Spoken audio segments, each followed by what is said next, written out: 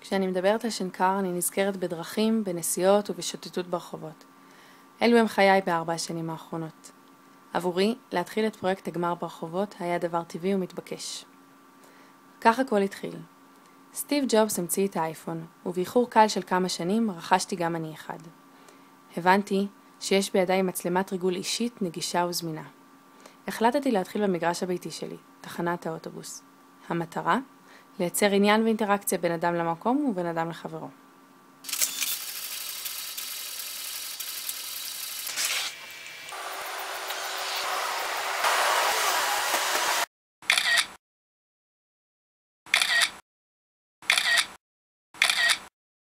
שמון למי?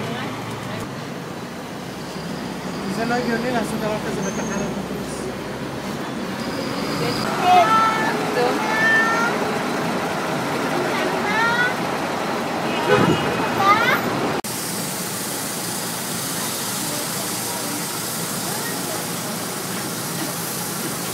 תשבי חמודה, תשבי, מותר לך.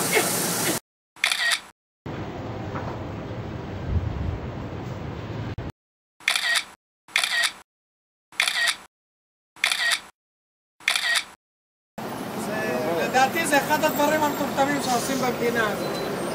עוד משהו. איפה הייתי עושה? חצת לך? קורי דקה. זה שמור, מקום שמור.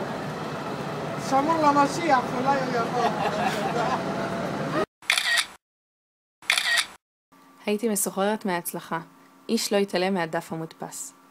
כדי להצדיק את היותי במחלקה לעיצוב תעשייתי, עברתי מהדו-ממד לתלת. כך החלה סדרת מדפים לעמודי רחוב.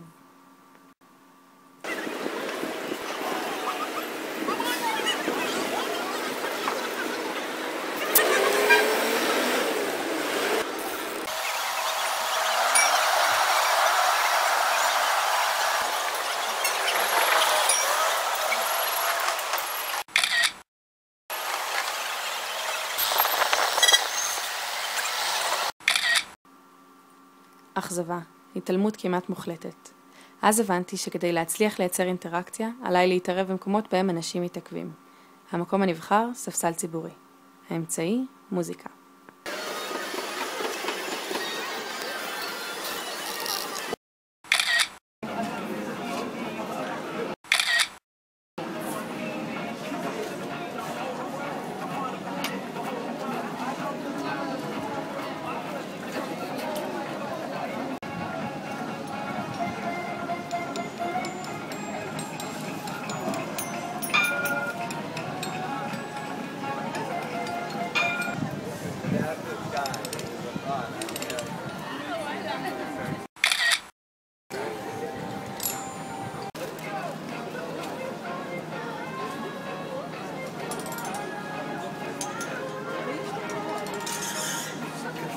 אם יש את זה שם,